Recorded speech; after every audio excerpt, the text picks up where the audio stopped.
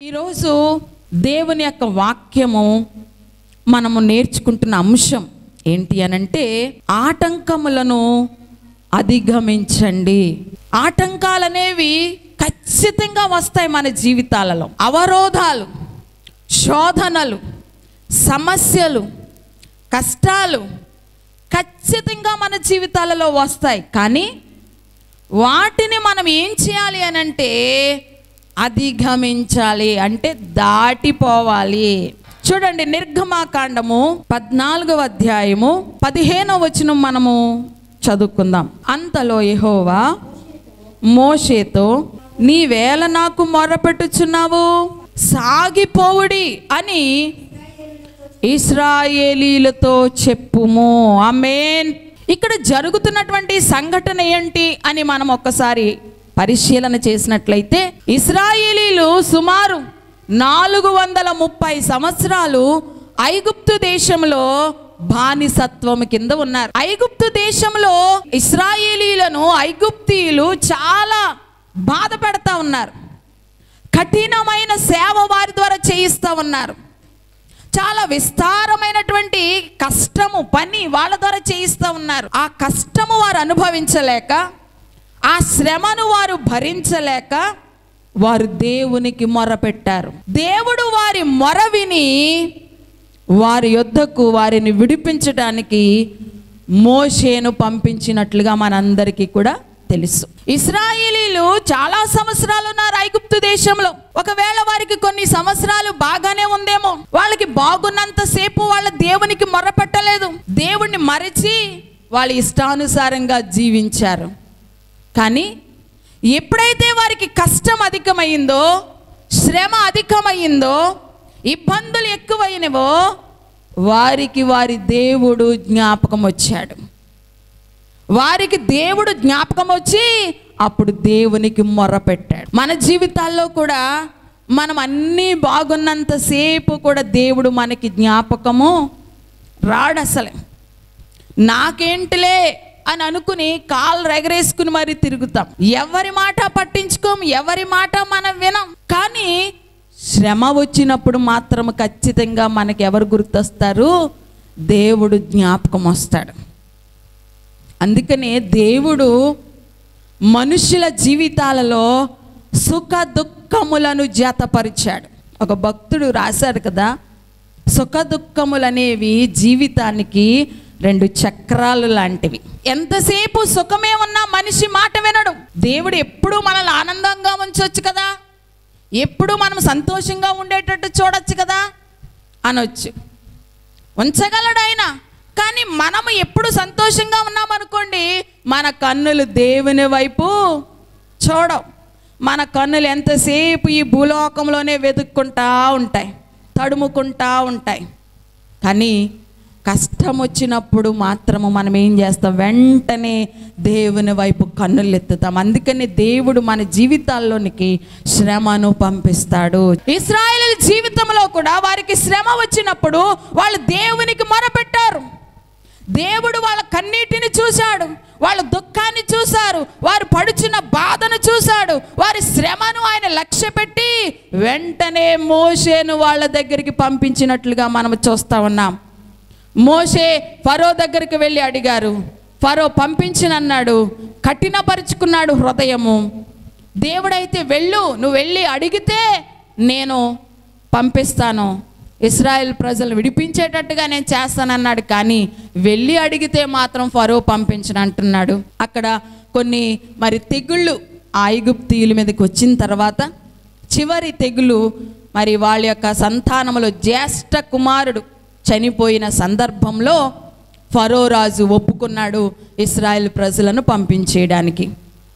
కాబట్టి మోషే ఇశ్రాయేల్ ప్రజలందరినీ తీసుకుని బయలుదేరి వస్తా ఉన్నాడు. దేవుడు వాళ్ళకి వాగ్దానం ఇచ్చాడు. ఏమని? నేను మిమ్ములను పాలు తేనెలు ప్రవహించే కానాను దేశంలోనికి తీసుకుని వెళ్తాను అని వాగ్దానం ఇచ్చి వాళ్ళని తీసుకుని వస్తా ఉన్నాడు. అయితే వారు ప్రయాణం మొదలుపెట్టిన ఫస్ట్లోనే వాళ్ళకి ఒక ఆటంకం ఎదురయ్యింది. ఏమిటా ఆటంకం అనంటే వారికి ఎదురైనది ఎర్ర సముద్రం. ఇప్పుడు వాళ్ళు వెనక్కి వెళ్ళడానికి లేదు, ముందుకు వెళ్ళడానికి లేదు. సముద్రం అడ్డుగా వచ్చింది.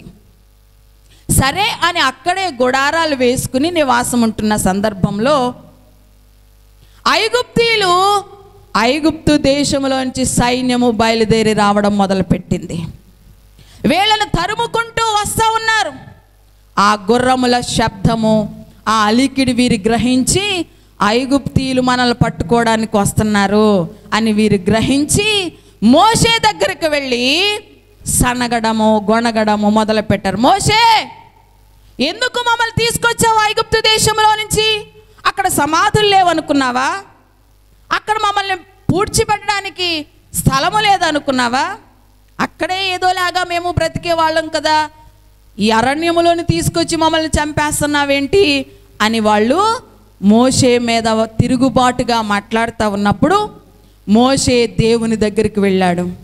దేవునికి ప్రార్థన చేస్తూ ఉన్నప్పుడు దేవుడు అంటున్నాడు, ఆయన మాట్లాడుచున్నటువంటి మాట ఏంటంటే, భయపడకుడి, యెహోవా మీకు నేడు కలుగుజేయు రక్షణను మీరు ఊరక నిలుచుండి చూడుడి.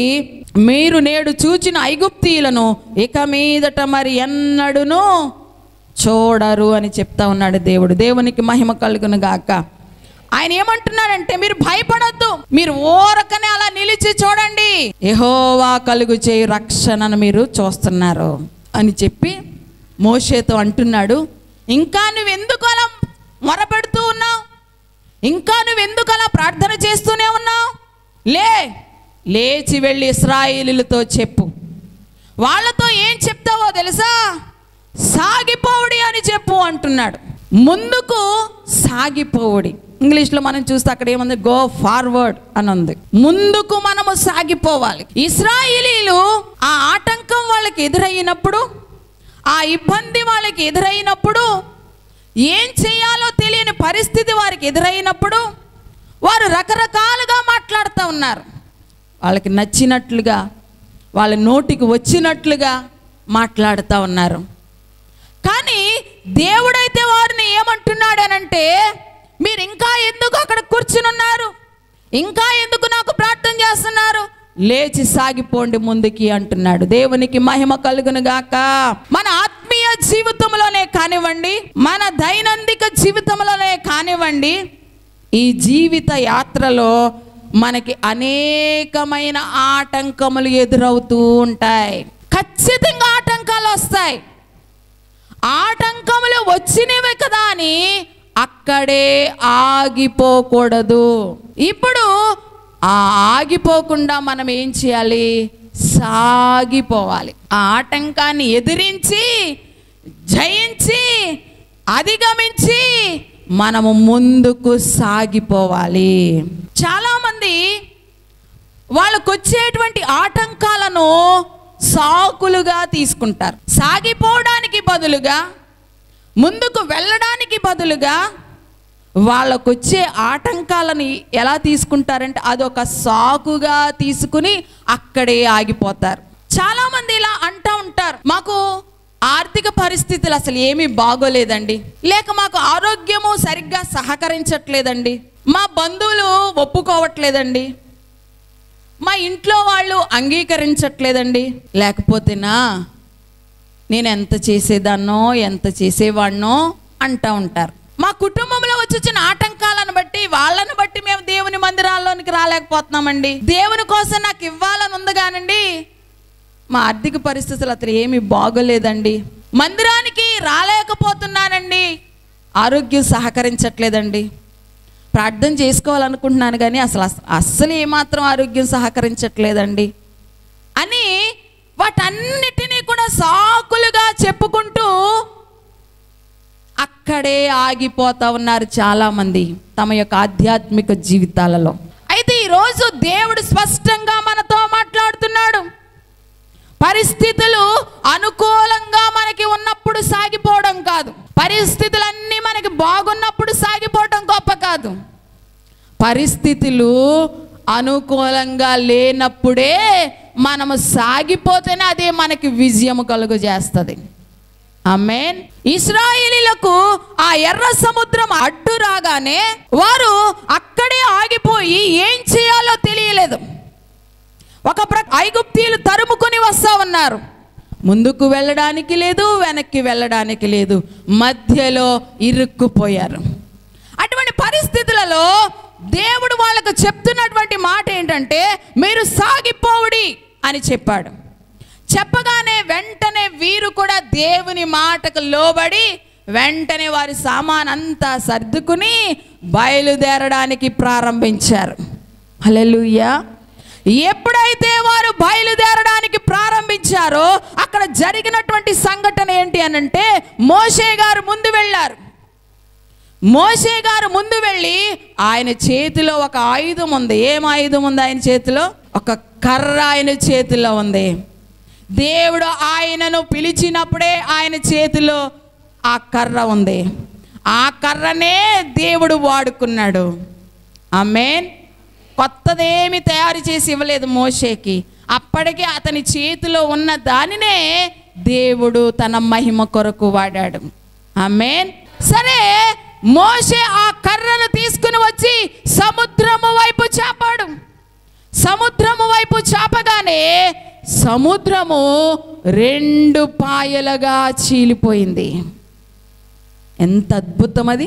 నీరుని ఎవరైనా ప్రవహించకుండా ఆపగలరా? ఒక సామెత కూడా ఉంది, నీరంట పల్ల మెరుగునంట. నీరు ఎప్పుడు ప్రవహిస్తూనే ఉంటుంది.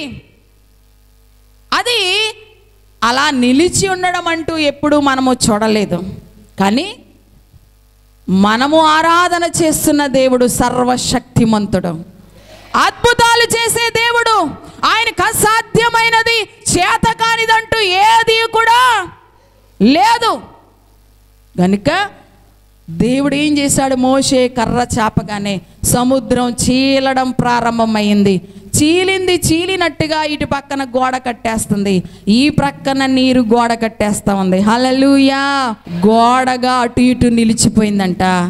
మధ్యలో పోని దారి ఏమైనా చెమ్మగా తడిగా బురదగా ఉందంటే అది కూడా లేదంట. మధ్యలో ఆరిన నేల ఏర్పడిందంట. దేవుడు ఎంత ఉన్నతమైన వాడో చూడండి, ఎంత గొప్పవాడో చూడండి. అప్పటికప్పుడు ఆ నీటిని రాశిగా నిలిపాడు ఆయన, గోడగా నిలిపాడు ఆయన. అంత మాత్రమే కాదు, అప్పటి వరకు నీరు ప్రవహించినటువంటి ఆ స్థలము కూడా ఆరిన నేలగా మారిపోయింది. తన బిడ్డలు ఎప్పుడైతే సాగిపోవడానికి సిద్ధపడతారో, ఆటంకాలను అధిగమించి ముందుకు కొనసాగడానికి ప్రయత్నం చేస్తారో, దేవుడు ఏం చేస్తాడో తెలుసా? ఎర్ర సముద్రాన్ని చీల్చడం మొదలు పెడతాడు. ఆమేన్. దేవుడు చాలా గొప్పవాడు. తన బిడ్డల విషయంలో చాలా ప్రత్యేకమైన శ్రద్ధ తీసుకుంటాడు దేవుడు. తన కొరకు బ్రతికే వారి విషయంలో దేవుడు చాలా ప్రత్యేకమైన శ్రద్ధ తీసుకుంటాడు. తన బిడ్డలు ఎప్పుడైతే దేవుని కొరకు నిలవబడి ఆయన మాటకు లోబడి సాగిపోవడానికి మొదలు పెడతారో ఏం జరుగుతుందో తెలుసా? వారి కోసము అడ్డుగా ఉన్న వాటిని దేవుడు చీల్చివేస్తాడు. ఈరోజు వాక్యం వింటున్నటువంటి నీవు నీ జీవితంలో ఏదో ఆటంకంగా ఉందని భయపడుతున్నావేమో, ఏదో అడ్డుగా ఉందని అక్కడే ఆగిపోయి ముందుకు కొనసాగకుండా ఏం చెయ్యాలో తెలియని పరిస్థితుల్లో నీవు ఉన్నావేమో. కానీ దేవుడు అంటున్నాడు, నువ్వు అలాగే ఆగిపోవద్దు, నీ యాత్రను కొనసాగించు, సాగిపో, నీ అడుగు ముందుకు వేయి. నీ ముందు నీకు అడ్డుగా ఉన్న వాటిని నేను చీల్చి నీకు త్రోవను కలుగ చేస్తాను అంటున్నాడు. ఆమేన్. మన పట్ల ద్వారములు దేవుడు తెరుస్తాడు. మనం అలాగే కూర్చున్నాం అనుకోండి, ఆ నిరాశతో నిస్పృహతో బాధపడుతూ అలాగే కూర్చున్నాం అనుకోండి, ఆ సమస్య ఎప్పటికీ అలాగే ఉంటుంది. దేవుడు కూడా జోక్యం చేసుకోడేమో, ఒకవేళ అలాగే ఉంటుంది. కానీ మన క్రియల ద్వారా దేవుని ఎడల మనకున్న విశ్వాసాన్ని కనపరిచినప్పుడు దేవుడు మన కోసము ద్వారాలు తెరుస్తాడు.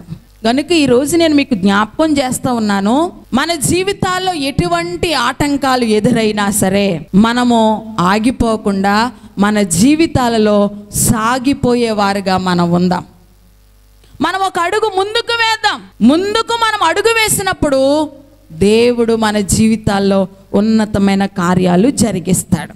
మనము ఏ విధాలుగా ఆటంకాలు మనకు వస్తాయో కొన్ని విషయాలు నేను మీకు జ్ఞాపకం చేస్తాను.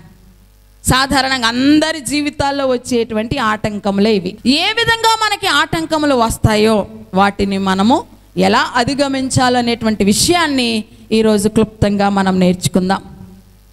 మొట్టమొదటిగా మనం ఎప్పుడైతే దేవుని కొరకు నిలవబడాలని అనుకుంటామో, లేక దేవుని కోసం బ్రతకాలని అనుకుంటామో, మనకి ఫస్ట్గా జనుల ద్వారా ఆటంకం వస్తుంది. ప్రజల ద్వారా మనకి ఆటంకము వస్తుంది.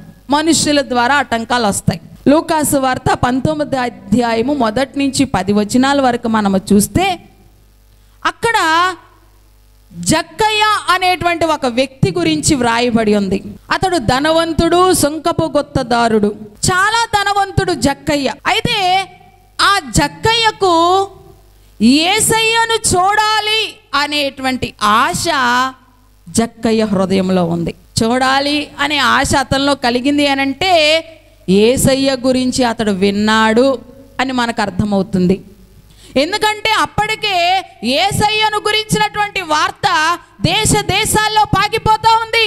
యేసయ్య ద్వారా జరుగుతున్న కార్యాలు, యేసయ్య ద్వారా జరుగుతున్న అద్భుతాలు, వాటన్నిటి గురించి జనులు గొప్ప గొప్పగా చెప్పుకుంటున్నారు.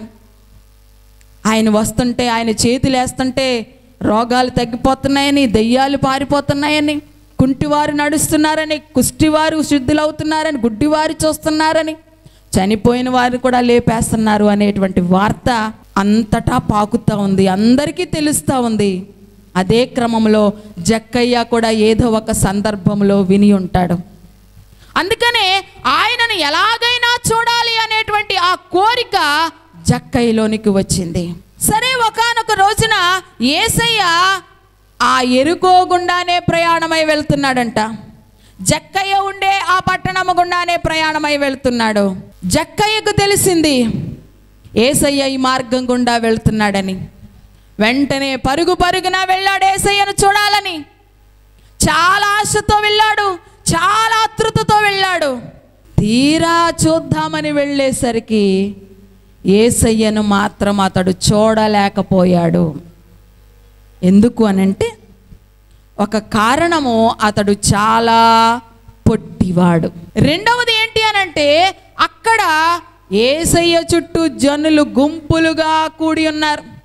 జన సమూహం చాలా ఎక్కువ మంది యేసయ్యను గుమిగూడి ఉన్నారు, యేసయ్య చుట్టూ ఉన్నారు. యేసయ్యను చూద్దామని ఎగిరెగిరి చూస్తున్నా సరే యేసయ్య ముఖం ఇతనికి కనబడట్లేదు. ఎందుకంటే జనులు అక్కడ అడ్డుగా ఉన్నట్టుగా వాక్యములో మనకి కనిపిస్తూ ఉంది.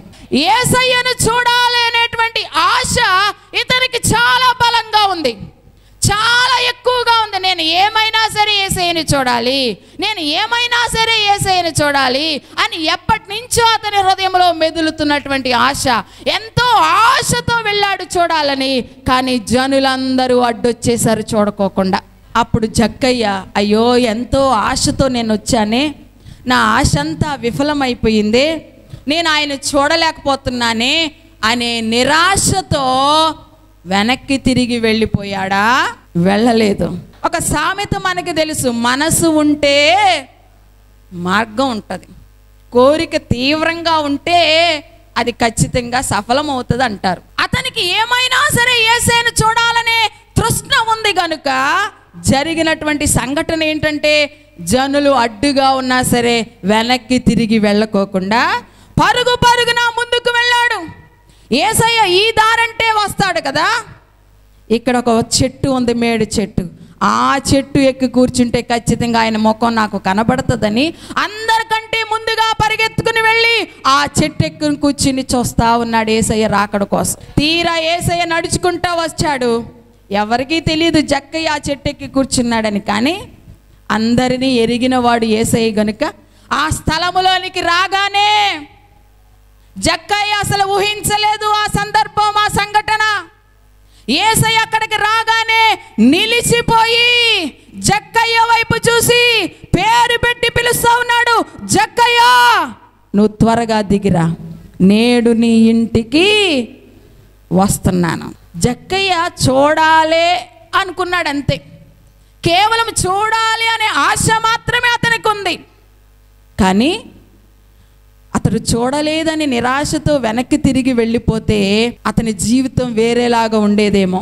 కానీ నిరాశతో వెనక్కి తిరగకుండా ముందుకు వెళ్ళి ఆ చెట్టెక్కి కూర్చుని యేసయ్యను చూడాలని ఆతృతతో ఉన్నప్పుడు, చూడాలనే ఆశతో మాత్రమే కాకుండా యేసయ్యే వాళ్ళ ఇంటికి వస్తానని చెప్పే పరిస్థితి వచ్చింది. చూస్తే చాలు నా జన్మ ధన్యం అనుకున్నాడు ఆయన.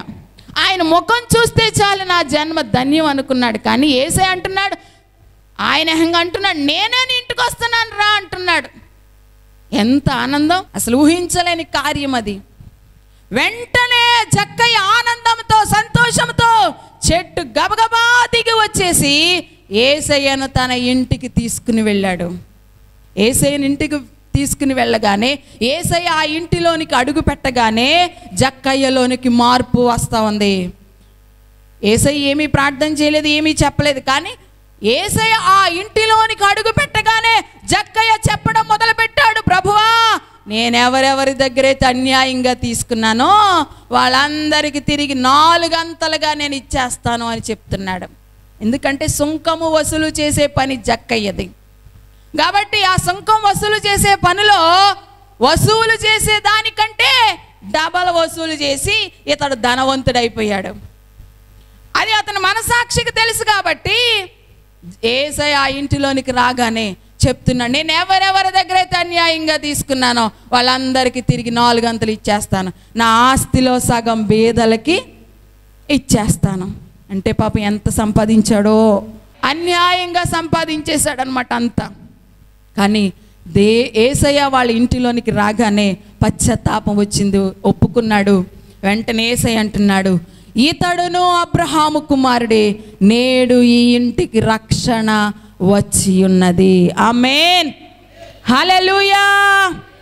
ఇక్కడ మనం నేర్చుకుంటున్నటువంటి అంశం ఏంటి అనంటే, జక్కయ్యకు యేసయ్యను చూడాలని ఆశ ఉంది కానీ జనులు అడ్డుగా ఉండుట చేత చూడలేకపోయాడు. అయితే చూడలేకపోయాను కదా అని నిరాశతో వెనక్కి వెళ్ళిపోకుండా ముందుకు సాగి వెళ్ళి చెట్టెక్కి కూర్చున్నాడు. ఆమేన్. తద్వారా యేసయ్య అతని ఇంటికి వచ్చాడు. యేసయ్య అతని ఇంటికి రావడం వలన అతనికి అతని ఇంటి వారికి రక్షణ వచ్చింది. మన జీవితాలలో ఆటంకాలు జనుల ద్వారా వస్తూ ఉంటాయి. ఇంకొక విషయం నేను మీకు జ్ఞాపకం చేస్తాను బైబిల్లో నుంచి. అదే యెరికో మార్గం గుండా వెళతా ఉన్నప్పుడు యేసయ్య ఒక గుడ్డివాడు కేకలు పెడతా ఉన్నాడు, దావీదు కుమారుడా, దావీదు కుమారుడా నన్ను కరుణించు అంటున్నాడు. కరుణించమని కేకలు వేస్తూ ఉంటుంటే ఆయనతో పాటు వెళ్ళే జనులంట, ఏ గుడ్డివాడు ఎందుకు అలా అరుస్తున్నా, నోరు మూసుకుని కూర్చో అని అతనిని ఆటంకపరుస్తూ ఉన్నాడు. కేకలేయద్దు, గుడ్డివాడు నువ్వు పిలిస్తే ఆయన ఆగిపోతాడేంటి, నోరు మూసుకుని కూర్చో అంటున్నారు జనులు. ఓరకుండుమని జనులు అతన్ని గద్దిస్తున్నారంట. అయితే ఆ గుడ్డివాడు వీళ్ళు ఆగిపోమంటున్నారు కదా, అరవద్దంటున్నారు కదా, పిలవద్దంటున్నారు కదా అని ఆగిపోలేదు. గుడ్డివాడు ఏం చేశాడంటే మరి బిగ్గరగా కేకలు వేశాడంట. ఎప్పుడైతే మరి బిగ్గరగా కేకలు వేశాడో ఎక్కడో దూరం వెళ్ళిపోయినటువంటి యేసయ్య నిలిచి అతన్ని తీసుకురమ్మని చెప్పి తీసుకొచ్చిన తర్వాత, నేను నీకేమి చేయాలని కోరుకుంటున్నావు అని అనగానే చూపు పొందగోరుచున్నాను అన్నాడు. వెంటనే చూపు పొందు అన్నాడు. చూపు పొందు అనగానే అతనికి చూపు వచ్చేసింది. హల్లెలూయా. ఒకవేళ జనులు ఊరుకోమంటున్నారు కదా అని అరవద్దంటున్నారు కదా అని అరవకుండా అలాగే ఆగిపోతే ఆ గుడ్డితనము తన జీవితంలో పోయేది, ఎప్పటికీ గుడ్డివాడిగానే ఉండేవాడు. కానీ ఆగిపోకుండా మరి బిగ్గరగా కేకలు వేయడం వలన ఆ గుడ్డితనము పోయి అతనికి చూపు వచ్చినట్లుగా మనము వాక్య భాగంలో చూస్తూ ఉన్నాం. మనము దేవుని మార్గములో రక్షణలో కొనసాగాలి అనుకున్నప్పుడు, లేక దేవుని చిత్తము మనము చేయాలి అనుకున్నప్పుడు మనకు మనుషుల ద్వారా ఆటంకాలు ఎదురవుతూ ఉంటాయి. నీకేమో రక్షణ పొందాలని చాలా ప్రేరేపణ వచ్చేస్తుంది నీకు రక్షణ పొందాలని, లేక దేవుని కోసం ఏదో చెయ్యాలి అనేటువంటి తలంపు నీకు బలంగా వచ్చేస్తుంది. ఎప్పుడైతే నీకు ఆ ప్రేరేపణ వచ్చిందో నీ ఇంటి వారితో నువ్వు చెప్తావు, నాకు రక్షణ తీసుకోవాలని ప్రేరేపణ వస్తుంది, నేను తీసుకుంటాను అంటారు. అలా అన్న వెంటనే ఏ ఇంట్లోనైనా ఒప్పుకుంటారా? సాధారణంగా ఎవ్వరు ఒప్పుకోరు. రక్షణ ఎందుకు, ఏదో చర్చికి వెళ్ళి వచ్చేయచ్చు కదా, ప్రార్థన చేసుకోవచ్చు కదా, బాప్తిస్మే పొందాలేంటి అని ఆటంకపరుస్తూ ఉంటారు. రక్షణ తీసుకోకుండా జనుల ద్వారా ఆటంకాలు వస్తూ ఉంటాయి. మనము దేవుని చిత్తం చేయాలనుకున్నప్పుడు దేవుని చిత్తం జరిగించుకోకుండా మనుషుల ద్వారా మనకి ఆటంకాలు వస్తూ ఉంటాయి. అటువంటి సందర్భంలో మనము మనుషుల మాటలకు మనము లోబడకూడదు, కానీ దేవుని ప్రేరేపణకు మనం లోబడాలి. నీకు రక్షణ పొందాలి అనే ప్రేరేపణ వస్తుందంటే అది పరిశుద్ధాత్మ దేవుడు నిన్ను ప్రేరేపిస్తున్నాడు. మనుషులు కాదు నిన్ను ప్రేరేపించేది, దేవుని ఆత్మ నిన్ను ప్రేరేపిస్తూ ఉంది. కానీ నీ ఇంటివారు, నీ బంధువులు, నీ చుట్టూ ఉన్న మనుషులు నిన్ను ఆపుతూ ఉంటారు. అప్పుడే తొందర ఏంటి, అప్పుడే ఏం వయసు వచ్చేసింది అన్నట్టుగా రకరకాలైన సాకులు చెప్పి ఆపుతూ ఉంటారు. అప్పుడు మనము దేవుని ఆత్మ ప్రేరేపణ లోబడుతున్నట్ట, మనుషులకు మనము లోబడుతున్నట్ట? ఎవరి మాట వింటే వాళ్ళకి మనము లోబడుతున్నట్టు.